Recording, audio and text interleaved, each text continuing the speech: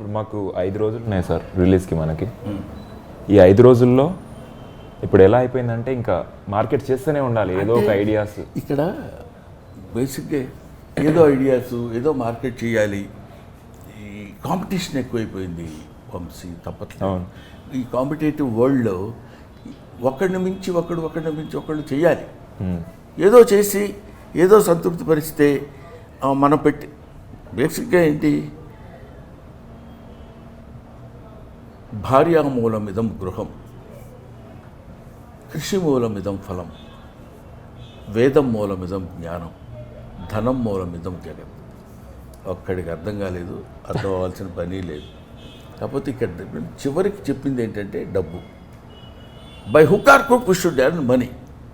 వాడు ఇట్లాంటి మీటింగ్స్ లేకపోతే ఇలాంటివి పెట్టి దీని ద్వారా బ్రహ్మానందం ఏదో కొన్ని సమాధానాలు చెప్పాడు, రాదు ఏదో గుర్రం పాపిరెడ్డి దానికి ఆడేదో ఇంటర్వ్యూ ఇచ్చాడు చాలా బాగుందన్నాడు అని ఇది జనంలో కొంతమందికి వెళ్తే, ఈ మీమ్ గాడు ఈ ఫేస్ చూసి కొంతమంది విని అసలు ముందు సినిమా ఎలా ఉంటుంది అనుకునే దానికంటే గుర్రం పాపిరెడ్డి అనే సినిమా ఒకటి రిలీజ్ అవుతుంది అని తెలియపరచడం కోసం, తెలిస్తే ఎక్కువ మంది చూస్తారు. సార్ మీరు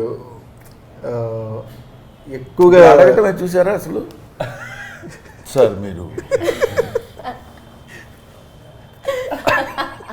ఏంటి అసలు చచ్చిపోయిన 11వ రోజు మనం మాట్లాడుతున్న ఫీలింగ్ ఎందుకు?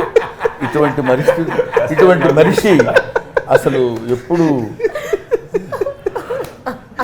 అంటే ఏం చెప్పాలి? నేను ఫన్నీగా ఉంటుంది, కామెడీగా ఉంటుంది, ఏం చెప్పాలి? సార్ మీరు ఫన్నీగా ఎక్కువ నవ్వుకునే మూమెంట్స్ ఏముంటాయి సార్? ఇదిగో right. Thank you very much brothers. Thank you sir.